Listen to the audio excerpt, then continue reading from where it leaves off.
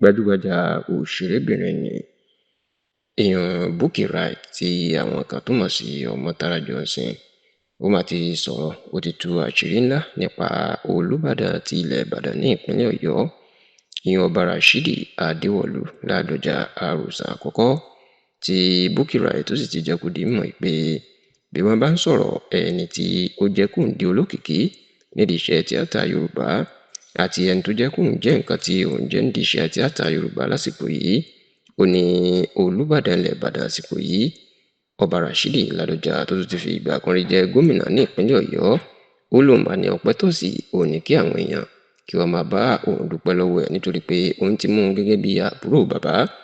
èyí tó lóyìnbó ń pè ní ọ̀nkù, láti ọ̀pọ̀lọpọ̀ ọdún sẹ́yìn. Bí wọ́n bá ń sọ̀rọ̀ àwọn òṣèré tíátà tó làmìlaka lórílẹ̀‐èdè Nàìjíríà pàápàá nílẹ̀ adúláwọ̀, ọ̀kan pàtàkì ni Bukky Wright. Bẹ́ẹ̀ ló tún jẹ́ pé lásìkò ìgbà tí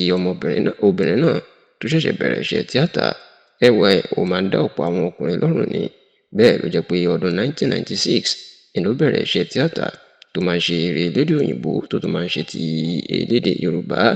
Ṣùgbọ́n ọdún 1999 ni òkìkí Bukky Wright ó máa jáde nígbà tó kópa nínú fíìmù iléeṣẹ́ Mainframe Production tí ọ̀gbẹ́ni Túndé Kèlání tó jẹ́ olùdásílẹ̀, tó sì jẹ́ pé inú gbajúgbajà fíìmù tó mi ilẹ̀ Yorùbá títí lọ́dún 1999 Ṣàwòrò Idẹ àti Agogo Èèwọ̀, ó ní òkìkí Bukky Wright ó ti jáde nígbà náà. Láti àsìkò tó ti ṣe fíìmù Ṣàwòrò Idẹ lọ́dún 1999 ni wọ́n ti ń pe Bukky Wright oríṣiríṣi fíìmù tí ògo ẹ̀ tó sì ń tàn kó tó ṣe fíìmù kan tó pè ní Ọmọ́tárá Johnson lọ́pọ̀ ọdún sẹ́yìn, èyí tó túbọ̀ fún ní orúkọ tuntun àti òkìkí tuntun. Ṣùgbọ́n lọ́dún bíi mẹ́ẹ̀ẹ́dógún kan sẹ́yìn tí Bukky Wright tó kúrò lórílẹ̀‐èdè Nàìjíríà tó lọ ṣiṣẹ́ lórílẹ̀‐èdè Canada, ó ní òkìkí ẹ̀ ló lọ sílẹ̀ díẹ̀ lágbo àwọn òṣèré tíátà kó tó wá di pé ó ti padà sí Nàìjíríà báyìí, tó sì ti bẹ̀rẹ̀ sí ní máa ṣe iṣẹ́ tíátà ẹ̀ lọ padà. Ṣá o, nígbà tó ń tú àṣírí nípa ìrìn àjò ẹ̀ àti bó ṣe dolókìkí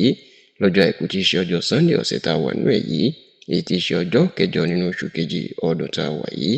the 8th of February 2026, ní Bukky Wright ló lọ gbé ọ̀rọ̀ sórí ẹ̀rọ ayélujára pẹ̀lú àwòrán Olúbàdàn ilẹ̀ Ìbàdàn tí wọ́n jọ wà lẹ́gbẹ̀ẹ́ ara wọn, tó sì ń dúpẹ́ lọ́wọ́ Olúbàdàn wípé gbogbo ohun tóun dà lénìí àti gbogbo òkìkí tóun ní ó nípa kékeré kọ́ ènìyàn Ọba Rashidi Adéwọ̀lú Ládọjà ló kó nínú ìrìn àjò ayé òun. Ó ní lásìkò tóun wọ́ òkìkí, Ọba Rashidi Ládọjà ni ó ṣe àfihàn fún iléeṣẹ́ Mainframe Production láti lò nínú fíìmù Ṣàwòrò Idẹ, tó sì ní bó ṣe lò nínú fíìmù Ṣàwòrò Idẹ náà àtìgbà náà òkìkí òun ó ti bú jáde.